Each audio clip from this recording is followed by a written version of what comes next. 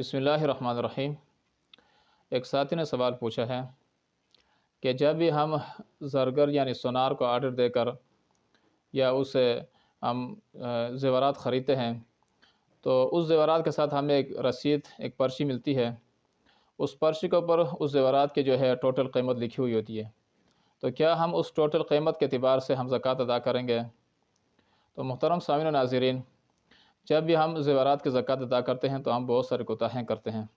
تو ان کوتاہیوں میں سے ایک بڑی کوتاہی یہ ہے کہ وہ جو رسید، وہ جو پرچی ہمیں زرگر کی طرف سے ملی ہوئی ہوتی ہے، اس کے اندر جو ٹوٹل قیمت لکھی ہوئی ہوتی ہے، ہم اس ٹوٹل قیمت کے اعتبار سے زکوٰۃ ادا کرتے رہتے ہیں۔ یہ بہت بڑی کوتاہی ہے۔ بہرحال یہ جو سونار کی طرف سے ہمیں رسید اور جو پرچی ملی ہوئی ہوتی ہے، اس کے اعتبار سے ہم زکوٰۃ ادا نہیں کر سکتے۔ اس کی دو وجہ ہیں محترم سامعین۔ پہلی وجہ یہ ہے کہ مارکیٹ کے اندر سونا اور جو چاندی ہے اس کی قیمت کے اندر بہت بڑا فرق رہتا ہے، بلکہ ہمیشہ جو ہے ان کی قیمت جو بڑھتی رہتی ہے۔ تو جب بھی آپ زکوٰۃ ادا کریں گے تو زکوٰۃ ادا کرتے وقت مارکیٹ میں جو قیمت فروخت ہوگی سونا اور چاندی کی، اس کے اعتبار سے آپ زکوٰۃ ادا کریں گے۔ تو بہرحال آپ نے جب بھی زکوٰۃ ادا کرنی ہے تو آپ نے مارکیٹ سے جو ہے وہ قیمت فروخت معلوم کرنی ہے، اس کے اعتبار سے آپ نے زکوٰۃ ادا کرنی ہوگی۔ محترم سامعین، دوسری بات یہ ہے کہ یہ جو پرچی جو ہے، یہ جو رسید ہمیں زرگر کی طرف سے ملی ہوئی ہے، اس کے اندر جو ٹوٹل قیمت لکھی ہوئی ہے، تو اس ٹوٹل قیمت کے اندر یہ جو سونے کا بنا ہوا زیورات ہے یا چاندی کا بنا ہوا زیورات ہے، تو اس کا کیرٹ بھی آپ نے معلوم کرنا ہے۔ اور دوسری بات یہ ہے کہ بعض جو زیورات ہوتے ہیں ان کے اندر موتیاں اور اسی طرح جو ہے نگینے بھی جڑے ہوئے ہوتے ہیں، تو ان نگینہ ان موتیوں کی قیمت جو ہے وہ بھی اس رسید کے اندر ٹوٹل قیمت کے اندر جو ہے وہ لکھی ہوئی ہوتی ہے۔ اسی طرح بعض دفعہ یہ ہوتا ہے کہ وہ جو زرگر سونار ہے وہ اپنی جو اجرت ہے، جو مزدوری ہے، وہ بھی اس ٹوٹل قیمت کے اندر شامل کرتا ہے۔ تو بہرحال جب بھی آپ نے زکوٰۃ ادا کرنی ہے تو وہ جو موتیاں لگی ہوئی ہیں یا وہ جو نگینے اس کے اندر جڑے ہوئے ہیں یا وہ جو زرگر کی جو اجرت، جو مزدوری اس کے اندر شامل ہے، وہ اس کی زکوٰۃ آپ کے اوپر نہیں آئے گی۔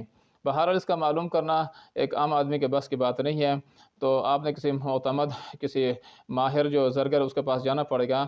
وہ جو ہے وہ آپ کو سونا ہو یا چاندی ہو، اس کا جو وزن ہے، اس کا جو کیرٹ ہے، وہ الگ کر کے آپ کو بتا دے گا۔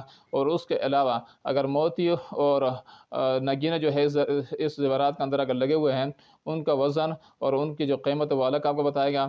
اور اگر اس طرح زیورات اگر انسان کسی زرگر سے بناتا ہے تو وہ کتنی اجرت، کتنی مزدوری لیتا ہے، تو وہ الگ سے آپ کو بتا دے گا۔ تو بہرحال اس زیورات کے اندر سونا ہے یا چاندی ہے تو اسی کی زکوٰۃ آپ کو اوپر آئے گی، اور باقی جو موتیاں اور نگینے لگے ہوئے ہیں یا زرگر کی جو اجرت اور مزدوری اس کے اندر شامل ہے، اس کی زکوٰۃ آپ کو اوپر نہیں آئے گی۔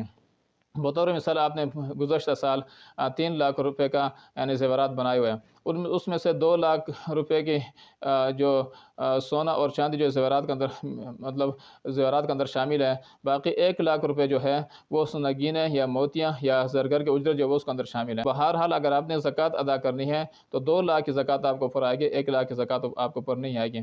بہرحال میں نے تفصیلاً جو ہے اس مسئلے کو آپ کے سامنے عرض کر دیا۔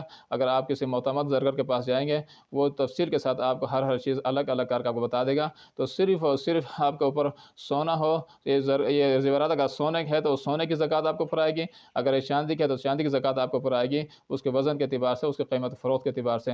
باقی جو موتیاں اور اس طرح جو نگینے لگے ہوئے ہیں یا زرگر کی جو اجرت اس کے اندر شامل ہے، اس کی زکوٰۃ آپ کو اوپر نہیں آئے گی۔ بہرحال میں نے مختصراً عرض کر دیا، امید ہے کہ اس مسئلے کی وضاحت ہو گئی ہوگی۔ اگر نہیں ہوئی، کوئی بات رہ جاتی ہے تو آپ دوبارہ نیچے آ کر کمنٹس میں پوچھ سکتے ہیں، اور میرے واٹس ایپ نمبر پر رابطہ کر کے آپ مسائل پوچھ سکتے ہیں۔ اللہ جل شانہ ہمیں دین اسلام کی صحیح سمجھ عطا فرمائے۔